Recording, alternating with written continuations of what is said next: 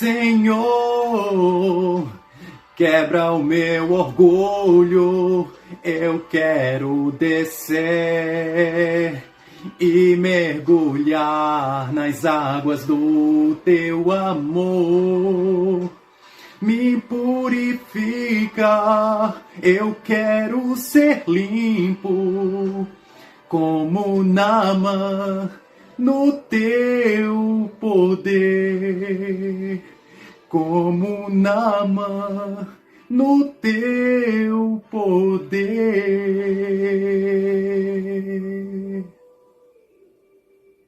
Olá, meus irmãos, tudo bem com vocês?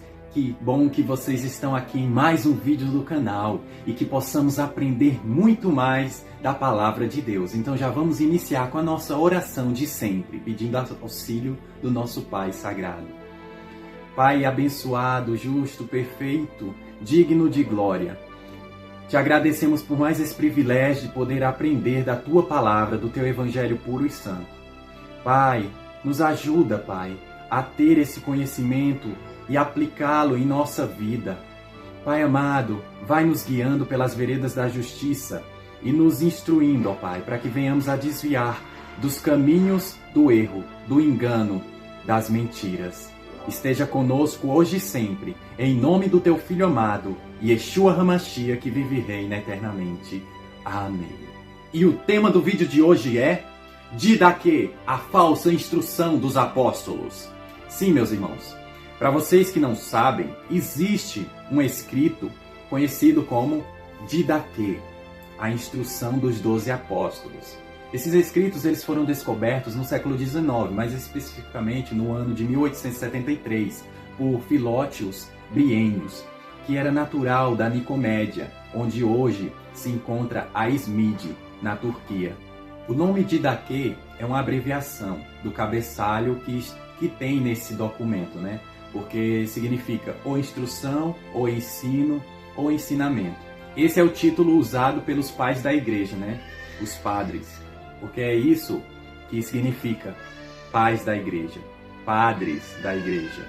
Ele foi datado como sendo dos séculos II e III depois de Cristo. E eu quero aqui trazer acerca desse livro, que muitos acham que é realmente o ensinamento dos próprios apóstolos de Jesus que escreveram isso, mas que não tem nada de apóstolo de Cristo aqui. Sim, aqui tem da Igreja Católica, e eu vou comprovar isso com vocês. E a gente já começa a partir da ficha catalográfica que existe nesse livro, onde na ficha catalográfica podemos já ver de que esses escritos que aqui estão no Didaquê, eles provêm de outra obra conhecida como The Apostolic Fathers, que significa os pais apostólicos, que também pode significar os padres apostólicos, porque a palavra padre significa pai. Então, eles se utilizaram dessa tradução de pai para que as pessoas não viessem a associar com a Igreja Católica, com o catolicismo. Mas sim, isso é um escrito católico e muitos, até evangélicos, se utilizam desses escritos, infelizmente, que tem muitas doutrinas, heresias antibíblicas nele. Então, quem eram esses pais ou padres apostólicos dessa obra, The Apostolic Fathers? Se fala que eles eram teólogos entre os pais da igreja que estavam ali vivendo entre os séculos I e II depois de Cristo e que tiveram contato com os apóstolos de Jesus. Só que isso é uma falácia. Isso foi uma desculpa utilizada para que as pessoas dessem crédito a esses escritos, que não são dos 12 apóstolos de Jesus. Eu pude ler ele por completo e, ao analisar essa obra, eu posso perceber nela que ela é a união de muitos textos pré-existentes. Como assim? Sim, é a junção de muitos versículos da Bíblia unidos aqui com alguns acréscimos com argumentos do autor. É isso o que se trata essa obra. Então vamos adentrar o que está falando acerca dessa obra. E vamos para o capítulo 4, versículo 14, que diz assim: Confessa teus pecados na igreja e não ore com a consciência pesada. esse é o caminho da vida. Então, um aconselhamento que vemos aqui nessa obra para que a gente venha confessar nossos pecados na igreja. Certo, que a palavra diz para a gente confessar nossos pecados uns aos outros. Mas, se a gente for analisar muito bem isso é a forma que a Igreja Católica viu para tentar justificar o confessionário, onde as pessoas vão lá e confessam seus pecados para o padre. E, de acordo com a Igreja Católica, o padre ele tem a autoridade para perdoar pecados. Isso é o ensinamento da Igreja Católica. Então, isso também é um versículo que defende isso. O perdão de pecados por parte de homens, que é totalmente uma doutrina, uma heresia. Isso sim. Já no capítulo 7 dessa obra, nós vamos ver acerca do batismo. E aqui também é mais uma desculpa para tentar defender o batismo errôneo e herético na Trindade, batizando em nome do Pai, do Filho e do Espírito Santo. Então, isso é mais uma forma de eles tentarem defender esse falso batismo, que não existe. Porque nas Escrituras Sagradas, a gente vê que Mateus 28:19 foi adulterado pela própria Igreja Católica. Porque o batismo verdadeiro é no nome de Yeshua, é no nome do Filho de Deus, e não no nome do Pai, do Filho e do Espírito Santo. E a gente vê isso a partir do Atos dos Apóstolos, onde os próprios apóstolos eles batizavam em nome de Jesus. E muitos vão se utilizar que ali eles não estavam batizando em nome de Jesus, mas com a autoridade de Jesus Cristo. Por isso que eles falavam aquilo. Mas, meus irmãos, é questão de bom senso. Se fosse pela autoridade de Jesus, estava bem claro lá, e não falando que era no nome de Jesus que eles estavam batizando. Então eles tentam defender cada falsa doutrina com argumentos que é dele mesmo, sendo que a própria palavra de Deus ela vai nos dizer a verdade. E eles vão tentar criar de vários argumentos para tentar nos colocar no engano, mas os escolhidos não serão enganados. Então, vemos aqui que vai ter mais uma heresia. Eles vão dizer assim: mas caso não tenha água corrente, batiza em outra água. Caso não tenha água fria, usa quente.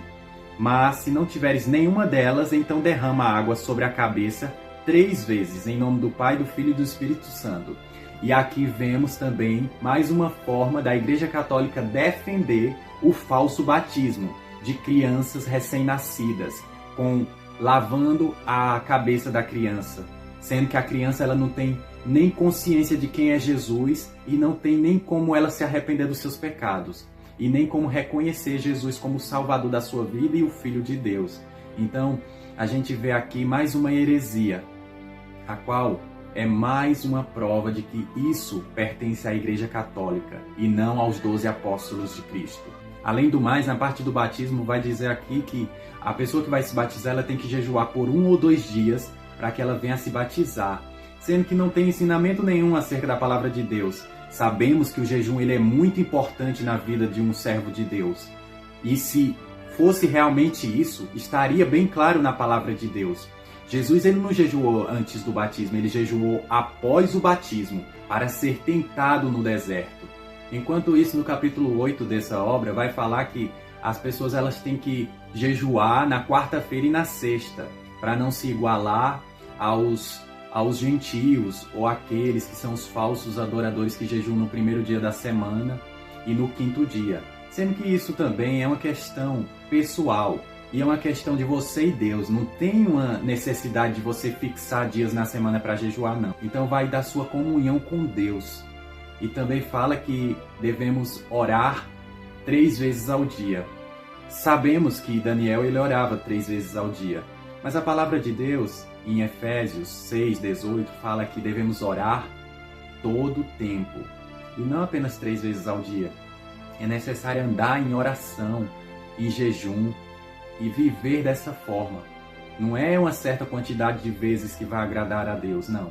Você tem que fazer aquilo que for necessário, seja orar mais do que 3 vezes por dia.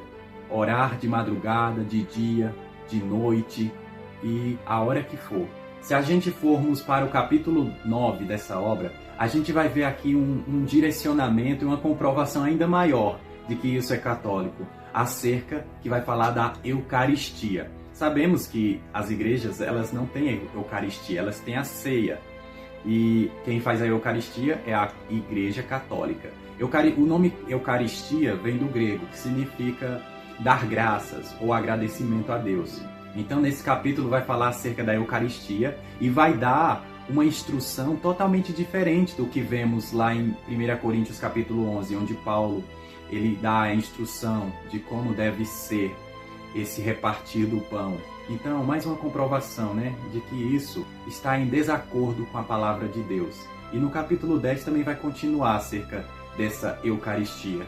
Meus irmãos, quando a gente conhece e tem domínio da palavra de Deus, a gente consegue pegar a pessoa no engano. A gente consegue pegar a pessoa na mentira. Sim. E agora conseguimos pegar ainda mais essa obra na mentira. Sabe por quê? Lá no capítulo 14 vai falar acerca do dia do Senhor. E qual é esse dia do Senhor? Aqui eles colocam como se fosse o domingo. E eles até colocam o nome mesmo, domingo. Sendo que na palavra de Deus, em nenhum momento está a palavra domingo, mas está primeiro dia da semana. Então, se a gente for também olhar em Mateus 5,17, vemos que Jesus falou que ele não veio abolir a lei, mas ele veio cumprir com a lei. E que o sábado permanece sendo o dia do Senhor e não o domingo, como muitos acreditam. Só porque Jesus ressuscitou no domingo, passou a ser o dia do Senhor. Mas não tem nada a ver. As Escrituras Sagradas não mencionam nada disso. Porque o sábado é o quarto mandamento de Deus. E ele permanece em vigor até os dias de hoje. Essa alteração, onde o sábado se transformou no domingo, veio diretamente da Igreja Católica. Ela transformou e alterou os 10 mandamentos. E o quarto mandamento, que era acerca do sábado, ela transformou no terceiro mandamento da Igreja Católica, onde fala para guardar domingos e festas. E muitos vão até contra a palavra de Deus, dizendo que Jesus ele não guardou o sábado e até que os apóstolos não guardaram o sábado. Mas, meus irmãos, a própria palavra de Deus ela nos afirma que Jesus ele guardou o sábado, ele é o Senhor do sábado. Ele não é o Senhor do domingo, da segunda, da terça, não. Ele é o Senhor do sábado. E ele veio dar o entendimento verdadeiro acerca desse mandamento, de como seria a forma correta de guardar. Porque os fariseus, eles colocaram fardos pesados em guardar esse mandamento. E estavam exigindo coisas que não é da palavra de Deus, mas é de ensinamentos de homens. E Jesus veio para dar um ensinamento verdadeiro acerca do sábado. Se a gente for lá em Lucas, capítulo 4, versículo 16, vamos ver que Jesus, ele ia às sinagogas todo sábado, porque era o costume dele ir e ler a palavra de Deus.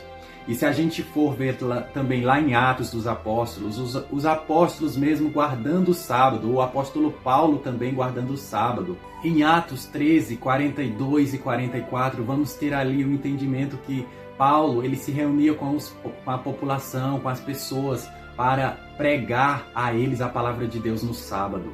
Atos 16, 13 fala que Paulo ele se separou, ele foi para um lugar distante, para assim ter uma comunhão no dia de sábado e assim ensinar também as mulheres ali acerca da palavra de Deus. Atos 17:2 fala de Paulo e Silas em Tessalônica, onde ele foi 3 sábados seguidos ir ensinar as escrituras sagradas para o povo, e era costume dele fazer isso. Então ele estava em obediência à palavra de Deus, ele estava em obediência ao sábado. Atos 18, 3 e 4 fala que Paulo ele trabalhou com o povo ali, e quando era no sábado, ele discorria da palavra de Deus com eles, ensinando-os.